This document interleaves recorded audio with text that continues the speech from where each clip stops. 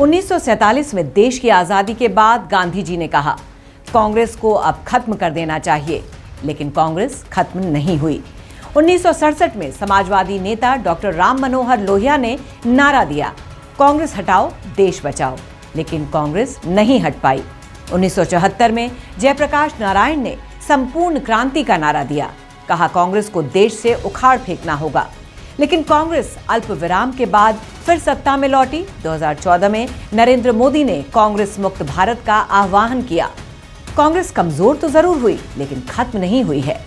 नमस्कार, सियासी नुक्ता विद मुक्ता में आपका स्वागत है। आपके साथ मैं हूं मुक्ता सिंह। 28 दिसंबर को कांग्रेस का स्थापना दिवस है। 2023 खत्म होने को है। अपने खास शो में आज हम बात करने वाले हैं कांग्रेस की दिक्कतों और चुनौतियों की। जब मौजूदा चुनौतियों की चर्चा होगी तो इसका गौरवशाली इतिहास भी दिखेगा ही।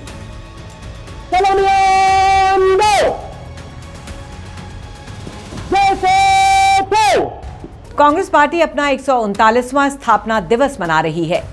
कांग्रेस ने 139वें स्थापना दिवस पर महारैली के लिए नागपुर चुना है। वही नागपुर जो बीजेपी के इंडियन राष्ट्रीय स्वयंसेवक संघ का मुख्यालय है। आरएसएस के गढ़ नागपुर से कांग्रेस अध्यक्ष मल्लिकार्जुन खड़गे और पार्टी के वरिष्ठ नेता आरएसएस बीजेपी को ललकार रहे हैं। बड़ी रैली, ये तो स्थापना दिवस है।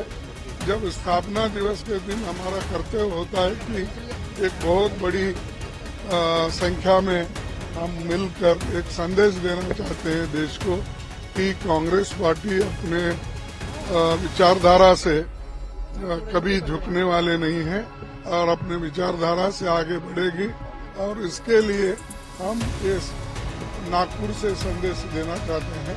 2024 का आगाज कर रहे हैं यहाँ से। ये देखो, हर चीज में इलेक्शन नहीं होता, ये तो सेलिब्रेशन है और इसमें हमारे लोगों को डेफिनेटली संदेश देंगे कि 2024 को भी हम उस दृष्टि से भी अपने को काम करना। जाहिर है कांग्रेस इस समय कमजोर तो हो गई, लेकिन उसने हिम्मत नहीं हारी है।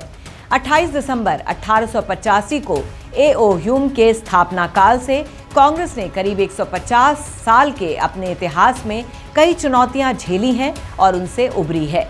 कांग्रेस नेताओं को लग रहा है कि ये दौर खत्म होगा और वो फिर अपनी पार्टी को पुराने गौरवशाली अतीत की तरफ ला पाएंगे। कांग्रेस नागपुर से अपने गौरवशाली अतीत की तरफ लौटने की कोशिश कर रही है, तो सैकड़ों चुनौतियां उसके सामने खड़ी हैं। पहली और सबसे बड़ी चुनौती उसे बीजेपी से मिल रही है। कांग्रेस को रह रहकर चुनावों से थोड़ा बहुत ऑक्सीजन तो मिलता है, लेकिन ये उसके फिर से खड़े होने के लिए नाकाफी होता है। उत्तर भारत में पार्टी की हालत खराब है, दक्षिण भारत में उसका असर जरूर बढ़ रहा है, लेकिन उत्तर भारत पर पैर जमाए बगैर दिल्ली की सत्ता तक पहुंचना टेढ़ी खीर दिखता है। साल 2023 का ही उदाहरण लीजिए। 2023 में 6 राज्यों में विधानसभा चुनाव हुए, जिसमें से कांग्रेस को सिर्फ 2 राज्यों में जीत मिल सकी, लेकिन हिंदी हार्टलैंड के 3 राज्य कांग्रेस बुरी तरह हार गई। राजस्थान और छत्तीसगढ़ उसके हाथ से निकल गया, जबकि मध्य प्रदेश में उम्मीदों के मुताबिक प्रदर्शन नहीं कर पाई। 2023 में कर्नाटक विधानसभा के लिए मई में मतदान हुआ। कर्नाटक में बीजेपी की सरकार थी। प्रधानमंत्री मोदी और अमित शाह ने धुआंधार प्रचार किया। कर्नाटक का संबंध रामायण के किष्किंधा पर्वत से है, जहां हनुमान जी के निवास की धार्मिक मान्यता है। प्रधानमंत्री ने इस चुनाव में बजरंगबली को ही मुद्दा बना दिया, लेकिन बीजेपी अपनी सत्ता कायम नहीं रख सकी। कर्नाटक में कांग्रेस ने 136 सीटें जीतकर बहुमत हासिल किया। बीजेपी को सिर्फ 65 सीटों पर जीत मिली। इसी तरह 2023 में कांग्रेस ने दक्षिण भारत का एक और किला फतेह कर लिया।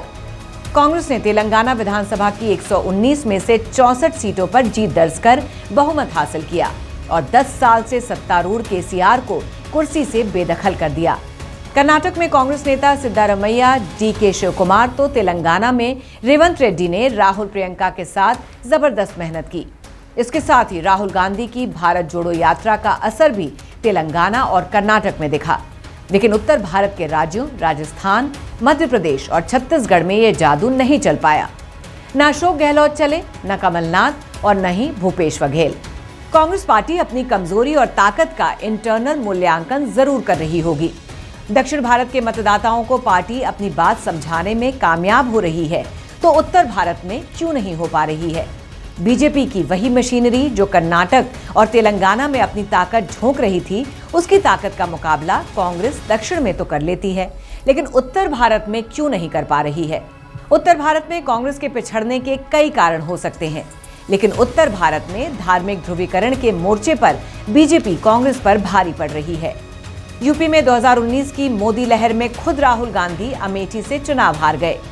2012 से लेकर 2023 तक प्रियंका गांधी यूपी में सक्रिय रहीं, लेकिन कोई करिश्मा नहीं हो पाया। अब 2024 के लिए कांग्रेस ने प्रियंका गांधी से यूपी की जिम्मेदारी वापस ले ली है।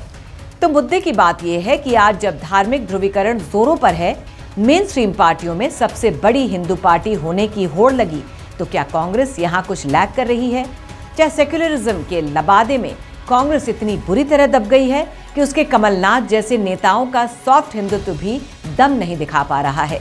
1947 में देश की आजादी से लेकर 2019 तक 17 आम चुनाव हुए हैं। कांग्रेस ने 6 बार देश में पूर्ण बहुमत जीता है और 4 बार सत्तारूढ़ गठबंधन का नेतृत्व किया। देश में कांग्रेस के 7 प्रधानमंत्री रहे हैं। कांग्रेस ने अपनी स्थापना काल से अब तक कई उतार चढ़ाव देखे हैं। कई बार तो ऐसा लगा कि कांग्रेस खत्म, लेकिन पुराने कांग्रेसी कहते हैं कांग्रेस राख से उठकर खड़ी होने वाली पार्टी है। इसलिए सत्ता में जो भी रहे, विपक्ष के तौर पर वो कांग्रेस को सबसे ज्यादा भला बुरा कहता है। यानी सत्तारूढ़ पार्टी को हर बार सबसे ज्यादा डर कांग्रेस का ही सताता है। 1960 के दशक में जब चीन से भारत को पराजय का सामना करना पड़ा, तो कांग्रेस और उसकी तरफ से देश के प्रधानमंत्री पंडित जवाहरलाल नेहरू अपने जीवन के सबसे बुरे दौर से गुजर रहे थे। नेहरू की लोकप्रियता मिट्टी में मिल चुकी थी। समाजवादी नेता डॉक्टर राम मनोहर लोहिया नेहरू जी को खूब खरी खोटी सुनाते थे। डॉक्टर लोहिया लोगों को आगाह कर रहे थे कि देश की हालत को सुधारने में कांग्रेस नाकाम रही है। कांग्रेस का शासन नए समाज की रचना में सबसे बड़ा रोड़ा है। उसका सत्ता में बने रहना देश के लिए हितकर नहीं है। इसलिए लोहिया ने नारा दिया, कांग्रेस हटाओ, देश बचाओ। पंडित नेहरू 16 साल तक देश के प्रधानमंत्री रहे, लेकिन चीन से पराजय और डॉक्टर लोहिया जैसे नेताओं के हमलों ने न सिर्फ नेहरू जी को हिला दिया था, बल्कि कांग्रेस की नींव भी कमजोर कर दी थी। नेहरू जी के बाद इंदिरा गांधी कांग्रेस की नेता बनी। इंदिरा गांधी भी कांग्रेस की खस्ता हालत और गुटबाजी से जूझ रही थीं। तभी 1967 के आम चुनाव हुए। इंदिरा गांधी को कांग्रेस अध्यक्ष बनते ही 1967 में सबसे बड़ा झटका लगा। देश के 9 राज्यों पश्चिम बंगाल, बिहार, उड़ीसा, मध्य प्रदेश, तमिलनाडु, केरल, हरियाणा, पंजाब और उत्तर प्रदेश में कांग्रेस बुरी तरह हार गई। 9 राज्य कांग्रेस की सत्ता से चले गए। 1969 में कांग्रेस का विभाजन हो गया, लेकिन इंदिरा गांधी जुझारू महिला थीं। उन्होंने हार नहीं मानी। 1971 में आम चुनाव हुए और इंदिरा गांधी ने पूरी ताकत झोंक दी। बिहार के बेलगाची समेत कई गांवों का कीचड़ में पैदल चलकर दौरा किया। कर्नाटक के चिकमंगलुरु में हाथी पर चढ़कर दूर दराज तक पहुंची। विपक्ष के नेताओं की फौज उनके खिलाफ इकट्ठा थी। कांग्रेसियों ने नारा दिया, एक शेरनी 100 लंगूर, चिकमंगलुरु चिकमंगलुरु। इंदिरा गांधी ने न सिर्फ चिकमंगलुरु से चुनाव जीता, बल्कि 1971 के आम चुनाव में विपक्षी पार्टियों की धज्जियां उड़ा दी। 1971 में पूर्ण बहुमत के साथ इंदिरा गांधी सत्ता में लौटी और 1971 में जब भारत ने पाकिस्तान के 2 टुकड़े करा दिए, बांग्लादेश बनवा दिया, तब तो इंदिरा गांधी की लोकप्रियता चरम पर पहुंच गई। कांग्रेस ने भी 10 साल का हिसाब किताब बराबर कर लिया। तो राजनीति में कोई चीज स्थायी नहीं होती, लोकप्रियता और ताकत तो कभी नहीं। आजादी के बाद कांग्रेस 1971 में अपने उफान पर थी, लेकिन 3 साल बाद ही 1974 आ गया। जयप्रकाश नारायण के नेतृत्व में इंदिरा गांधी के खिलाफ संपूर्ण क्रांति आंदोलन खड़ा हो गया और इससे निपटने के लिए इंदिरा गांधी ने देश में इमरजेंसी लगा दी। विरोधी नेताओं को जेलों में डाल दिया गया, मीडिया का मुंह सिल दिया गया। कांग्रेस फिर रसातल में चली गई। साल 1977 में कांग्रेस पार्टी बुरी तरह हार गई। 1984 में इंदिरा गांधी की हत्या हो गई। राजीव गांधी प्रचंड बहुमत के साथ प्रधानमंत्री बने। लोकसभा की 545 में से 403 सीटें कांग्रेस ने जीती। ऐसा बहुमत देश के इतिहास में आज तक किसी को नहीं मिला। 1989 में कांग्रेस फिर हार गई। उसके बाद वीपी सिंह, चंद्रशेखर की सरकारें आ गईं। 15 साल तक यूपीए के नेता के तौर पर कांग्रेस ने गठबंधन सरकार का नेतृत्व किया, लेकिन 2014 के बाद से कांग्रेस की हालत लगातार खराब होती चली गई। कांग्रेस पार्टी 28 दिसंबर को अपना 139वां स्थापना दिवस मना रही है, तो अपने गौरवशाली इतिहास के साथ अपनी कमजोरियों पर भी चर्चा जरूर कर रही होगी। है तैयार हम नाम से स्थापना दिवस पर कांग्रेस रैली का आयोजन कर रही है। इसका मतलब ये है कि कांग्रेस दिखाना चाहती है कि 2024 के लोकसभा चुनाव के लिए वो पूरी तरह तैयार है। कांग्रेस हमेशा से ही कहती आई है कि वो अपनी विचारधारा पर चलने वाली पार्टी है और वो बीजेपी और आरएसएस की विचारधारा के साथ चल रही लड़ाई को लड़ती रहेगी। 14 जनवरी से 20 मार्च कांग्रेस राहुल गांधी की अगुवाई में भारत जोड़ो यात्रा पार्ट 2 शुरू कर रही है। इसे कांग्रेस ने न्याय यात्रा का नाम दिया। ये यात्रा भी विशुद्ध रूप से चुनावी यात्रा है, लेकिन दिक्कत ये है कि जब कांग्रेस नेताओं से पूछा जाता है कि इस यात्रा से आपको कितना फायदा होगा, तब वो कहने लगते हैं कि आप हर चीज को चुनाव से मत जोड़िए। ये यात्रा तो सामाजिक बदलाव के लिए है।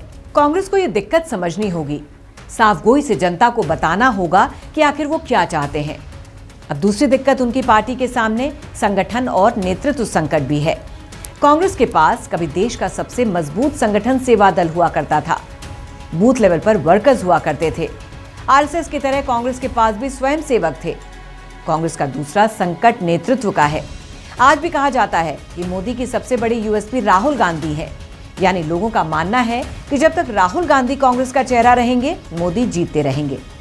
खैर, कोई जीते कोई हारे, देश का भला होना चाहिए। हमारा काम सियासी नुक्ताचीनी का है।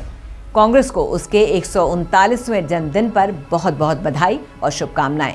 आपको हमारा ये एपिसोड कैसा लगा, हमें जरूर बताइए और बाकी खबरों के लिए देखते रहिए श्रेष्ठ भारत।